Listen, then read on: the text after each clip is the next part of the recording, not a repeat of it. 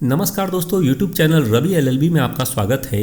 आज के वीडियो में हम पुलिस चार्जशीट के विषय में जानकारी देने वाले हैं, जो क्रिमिनल लॉ का बहुत ही महत्वपूर्ण टॉपिक है और इसके बारे में जानना बेहद ज़रूरी है, क्योंकि कोर्ट में प्रैक्टिस कर रहे हों या फिर अगर आप जुडिशरी की तैयारी कर रहे हों, ये बहुत ही इंपॉर्टेंट टॉपिक है। तो इससे रिलेटेड क्वेश्चन जो है आपको विभिन्न प्रतियोगी परीक्षाओं में भी देखने को मिलते हैं।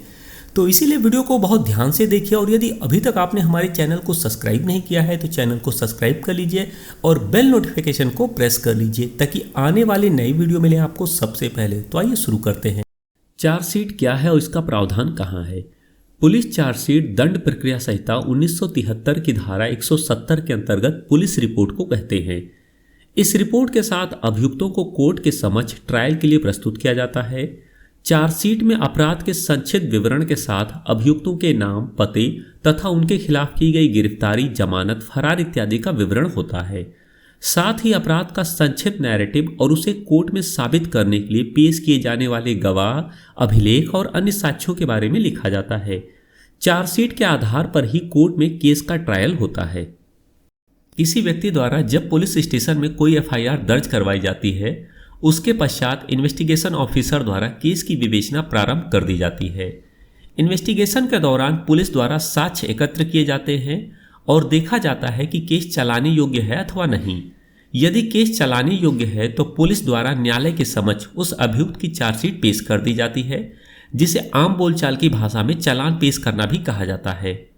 पुलिस द्वारा न्यायालय के समक्ष चालान दंड प्रक्रिया संहिता की धारा 173 के अंतर्गत पेश किया जाता है। गंभीर मामलों में चार्जशीट पेश करने की अवधि 90 दिनों की होती है। आरोपी की गिरफ्तारी के 90 दिनों के भीतर पुलिस द्वारा मामले के इन्वेस्टिगेशन को पूरा करना होता है और साक्ष्य जुटाने होते हैं।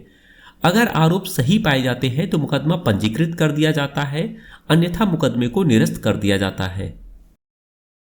चार्जशीट सबमिट होने के बाद यदि न्यायालय को लगता है कि आरोपी के खिलाफ मुकदमा चलाने के लिए पर्याप्त साक्ष्य नहीं है तो वे क्लोजर रिपोर्ट को स्वीकार कर लेती है और केस बंद करने का आदेश देते हुए अभियुक्त को बरी कर देती है। क्लोजर रिपोर्ट के साथ पेश तथ्यों और साक्ष्यों को देखने के बाद अगर न्यायालय को लगता है कि अभियुक्त के खिलाफ मुकदमा चलाने के लिए पर्याप्त साक्ष्य है तो वे उसी क्लोजर रिपोर्ट को चार्जशीट की तरह मानते हुए आरोपी को सम्मन जारी कर सकती है। यदि न्यायालय क्लोजर रिपोर्ट से संतुष्ट नहीं होती है तो इन्वेस्टिगेशन ऑफिसर को आगे इन्वेस्टिगेशन के लिए आदेश दे सकती है। एक्सपर्ट बताते हैं कि एक बार क्लोजर रिपोर्ट स्वीकार होने के बाद भी इन्वेस्टिगेशन ऑफिसर को अभियुक्त के खिलाफ कोई ठोस साक्ष्य मिल जाए तो दोबारा चार्जशीट दाखिल की जा सकती है, लेकिन एक बार ट्रायल खत्म हो जाए और अभियुक्त को बरी कर दिया जाए तो उसी केस में दोबारा केस को नहीं चलाया जा सकता है। पुलिस द्वारा किसी भी मामले में अन्वेषण पूरा करने के बाद CRPC की धारा 173 के तहत संबंधित न्यायालय में तय समय के अंदर चार्जशीट पेश करनी होती है। CRPC की धारा 174 में स्पष्ट रूप से लिखा है कि पुलिस द्वारा प्रत्येक मामले का अन्वेषण अनावश्यक देरी के बिना पूरा किया जाएगा। कई बार लंबी जांच की वजह से आरोपी को बहुत लंबे समय तक न्यायिक हिरासत में रहना पड़ता है।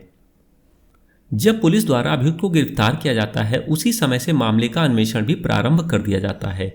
उसके पश्चात पुलिस द्वारा न्यायालय के समक्ष चार्जशीट पेश की जाती है। गंभीर मामले जिनमें उम्र कैद या फांसी अथवा 10 वर्ष से ऊपर की सजा का प्रावधान है, ऐसे मामले में 90 दिनों के भीतर चार्जशीट पेश करनी होती है।